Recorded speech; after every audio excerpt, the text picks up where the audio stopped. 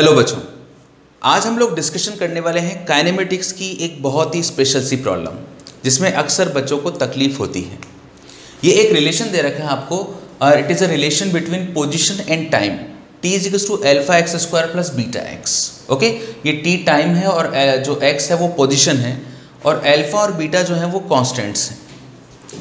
And velocity of particle is v, ये आपको दिया हुआ है और आपसे पूछा गया है कि रिटार्डेशन क्या होगा। ये चार ऑप्शंस हैं। ये ऑप्शन जो है वो अल्फा और बीटा जो कांस्टेंट है उनकी टर्म्स में है और वेलोसिटी की टर्म में है। तो हम लोग क्या करें? देखो, एक्सेलरेशन की बात हो रही है क्वेश्चन में, वेलोसिटी की बात हो रही है, पोजीशन टाइम की बात हो रही है। तो ये तो तय है कि पोजीशन टाइम कर्व, जो पोजीशन टाइम जो रिलेशन है उससे हम लोग वेलोसिटी निकालेंगे और जो वेलोसिटी आएगी उससे हम लोग एक्सेलरेशन निकालेंगे। ठीक है ना, सिक्वेंशली दो बार डिफ्रेंशिएशन करना पड़ेगा। तो आइए सबसे पहले हम लोग इसके अंदर वेलोसिटी निकाल लेते हैं। तो वेलोसिटी देखो कैसे निकालूं। अगर मेरे पास ये रिलेशन जो है ना कुछ ऐसा होता कि x is equals to alpha t square plus beta t, तो मेरे लिए कितना अच्छा होता। ओके, मैं सिंपली क्या करता, dx अपॉन dt कर देता और मेरी वेलोसिटी आ जाती। लेकिन इस क्वेश्चन में जो झोल है वो है यहाँ पर कि t is equals to alpha x square plus beta x. It is not a relation between x and t, it is a relation between t and x। तो हम एक काम करते हैं कि इसको डिफ्रेंशिएट करते हैं, differentiate both sides with respect to x के रिस्पेक्ट में डिफ्रेंशिएट कर दो आप। तो d by d x of t is equal to d by d x of alpha x square plus beta x. Okay, अब ये क्या हो गया, dt अपॉन dx हो गया।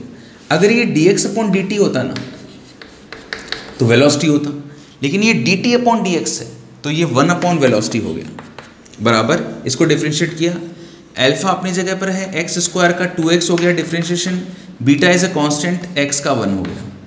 तो ये मेरे पास में 1 अपॉन v की वैल्यू आ गई। तो अगर ये 1 अपॉन v आया है तो v बराबर आ गया मेरे पास में 1 upon 2 alpha x plus beta. Okay, मेरा पहला काम हो गया वेलोसिटी निकालने का। अब मेरा दूसरा काम है कि मैं इस वेलोसिटी से एक्सेलरेशन निकालूं। तो इस वेलोसिटी से एक्सेलरेशन देखो कैसे निकालूंगा। मेरे को सिंपली कुछ ऐसा करना पड़ेगा कि ये जो v का रिलेशन आया है इससे a का रिलेशन निकालने के लिए मैं लगाता हूं a is equals to v d v upon d x. ये रिलेशन होता ना, तो v की वैल्यू तो चलो मैं v रहने देता हूं क्योंकि मेरे ऑप्शन के अंदर v की फॉर्म में आ रहा था, and d by d x of 1 upon 2 alpha x plus beta कर देता हूँ।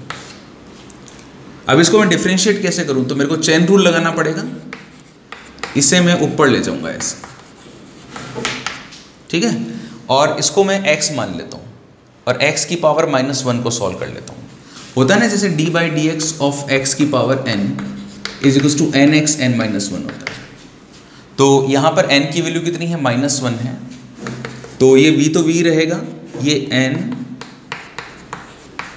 x, इसको पूरे को x मान लिया, n-1, और अब ये जो अंदर है इसके उसको डिफ्रेंशिएट कर दिया। चेन रूल में ऐसा ही करते हैं, पहले इसको मेन फंक्शन मान के डिफ्रेंशिएट करते हैं, फिर इसे और डिफ्रेंशिएट कर दिया जाता है। तो 2 अल्फा x का डिफ्रेंशिएशन 1 और बीटा का डिफ्रेंशिएशन 0, क्योंकि बीटा अकेला कांस्टेंट है। तो ये हो गया -v, ये इधर 2 अल्फा और इसे नीचे ले गया मैं, तो 2 alpha x plus beta power 2। ये -2 जब नीचे जाएगा ना तो नीचे ये 2 हो जाएगा।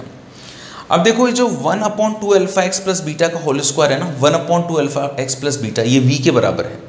तो मैं 1 upon 2 alpha x plus beta का होल स्क्वायर को v का स्क्वायर लिख सकता हूँ। तो -2 अल्फा, ये v का स्क्वायर और ये v, तो ये आया -2 अल्फा v क्यूब। ये जो माइनस का साइन है ये रिटार्डेशन को शो कर रहा है और यही मेरा आंसर है, -2 अल्फा v क्यूब। ओके, तो ये एक बहुत ही प्यारा सा क्वेश्चन था जो जनरली बच्चों को बहुत दिक्कत होती है। अगर अभी भी आपको कोई प्रॉब्लम हुई है तो एक बार फिर से दोबारा से पूरा वीडियो देखना और खुद करके देखना, ठीक है ना। जितना हम खुद प्रैक्टिस करते हैं, जितना हम खुद करेंगे ना, हम उतना ही कोई भी सब्जेक्ट सीखेंगे। तो देखते रहिए अपनी इसी तरह से आपकी प्रॉब्लम्स के सॉल्यूशन के लिए फिजिक्स विद अरुण कोड। आपकी जो भी प्रॉब्लम है आप मुझे भेजिए और मैं उसे सॉल्व करके आपके लिए यूट्यूब पर एक वीडियो बनाऊंगा। Wish you all the best.